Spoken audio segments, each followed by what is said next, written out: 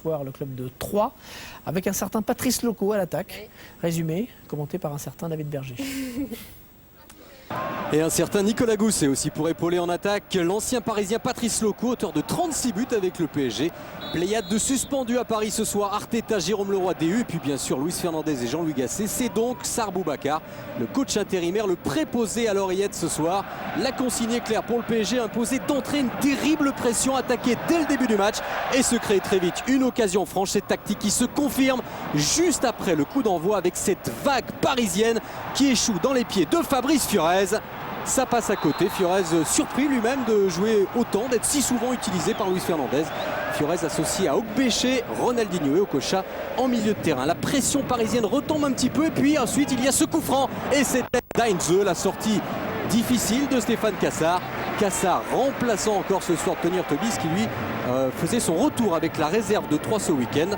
Alain Perrin lui avait donné des consignes claires aussi, faire douter les Parisiens, les empêcher de retrouver la confiance. Pourquoi pas sur coup de pied arrêté avec cette tête de Swenson. 17 minutes de jeu coup de froid sur le Parc des Princes. Lionel Letizy ne peut s'emparer du ballon et Troyes ouvre le score. C'est le premier but de Swenson dans le championnat de France. Belle envolée, belle montée.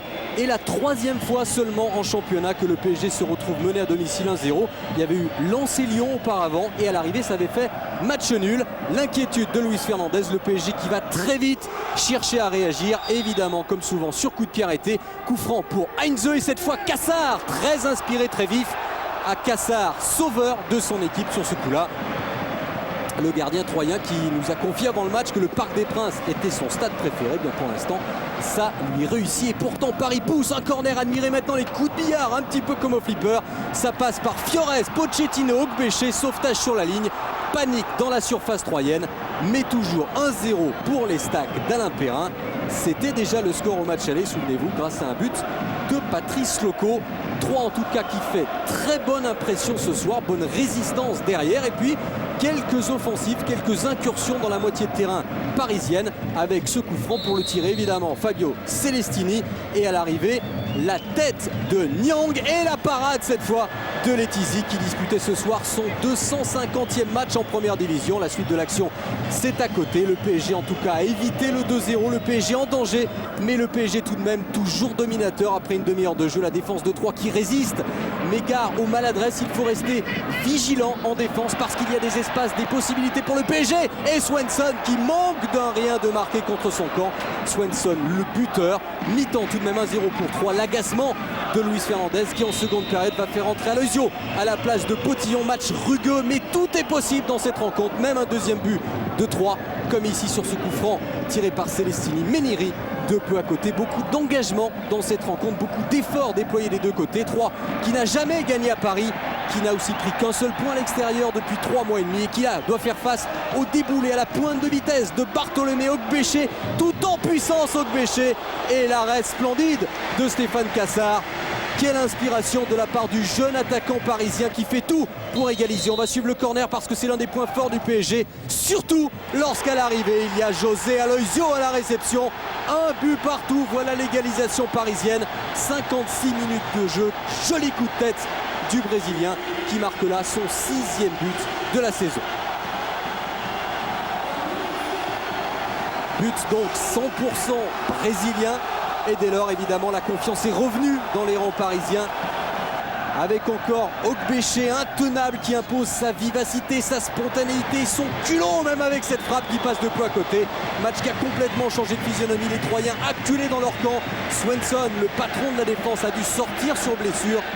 On vient de dépasser l'heure de jeu. Et voici le deuxième instant brésilien signé Ronaldinho.